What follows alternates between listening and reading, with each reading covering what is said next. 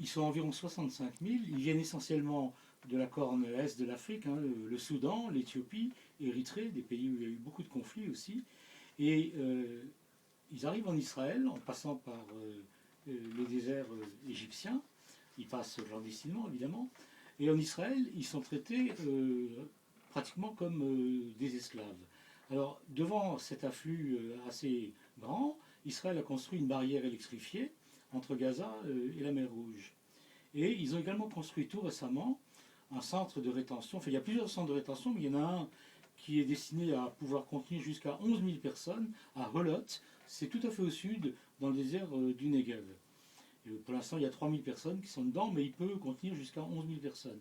Et ce centre, il est assez particulier. On peut dire que c'est une prison, comment dire, ouverte. Pourquoi? Parce que ces gens-là, ces Africains, en fait, travaillent dans la restauration et l'hôtellerie, hein, en Israël, mais ils sont forcés de retourner toutes les nuits dans le camp. Hein.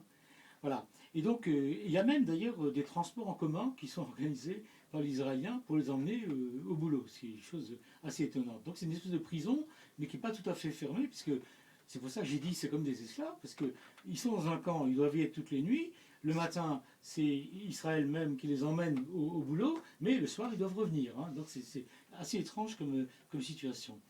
Mais alors, le problème le plus gros, c'est qu'effectivement, bon, ces Israéliens, ces Africains, contrairement à autrefois où il y a eu quelques milliers de juifs falachas hein, venus d'Éthiopie qui ont été accueillis, bon, aujourd'hui, c'est plus des juifs, hein, c'est des Africains qui sont dans la misère ou qui fuient des conflits.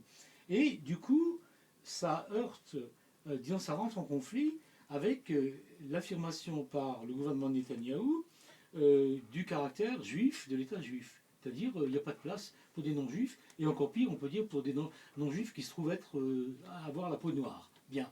Il y a véritablement des véritables manifestations racistes en Israël. Si vous allez sur Internet, vous trouvez des tas de vidéos là-dessus, vous verrez que on a un peu l'impression de revoir des manifestations d'Allemands nazis contre les Juifs, alors que là, il s'agit de Juifs israéliens contre les Africains. Mais c'est exactement la même chose. Enfin, c'est aussi pire, si je puis dire. Hein.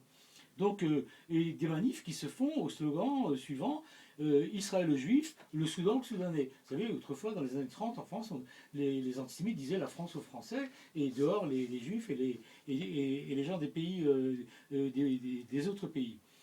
Alors, en Israël, les patrons ont fait venir d'abord des gens du sud-est asiatique pour remplacer les Palestiniens qui ne voulaient plus.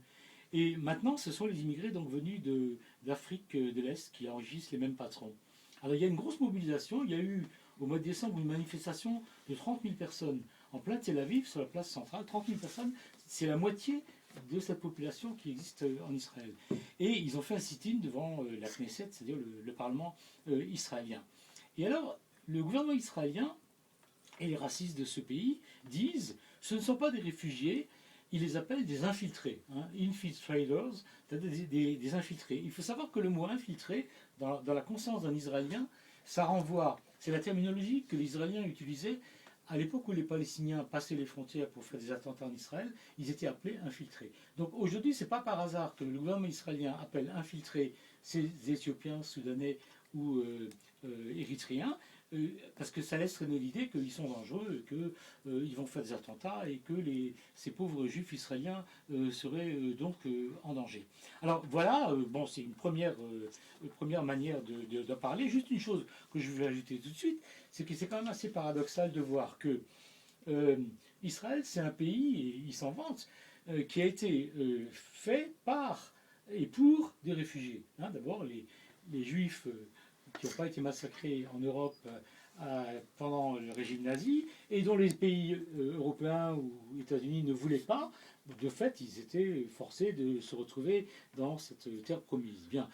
Et dans un second temps, les Israéliens ont fait venir des juifs de tous les pays arabes, hein, parfois avec des méthodes assez louches, de pseudo-attentats pour leur faire peur, etc. Bon, parfois d'autres raisons. Et puis ensuite, il y a eu alors, j'ai oublié, on en a parlé avant, il y a les réfugiés palestiniens bon, qui, eux, ont été chassés. Et puis, jusque dans les années 70, Israël avait accepté quelques centaines de réfugiés quand il y a eu l'affaire des Boat People hein, au large du Cambodge, par exemple, les Israéliens ont reçu 700 Cambodgiens, 700 bouées de pipe. Mais depuis, c'est fini. Hein. Les frontières israéliennes sont fermées au nom, si vous voulez, d'une espèce de pureté ethnique juive.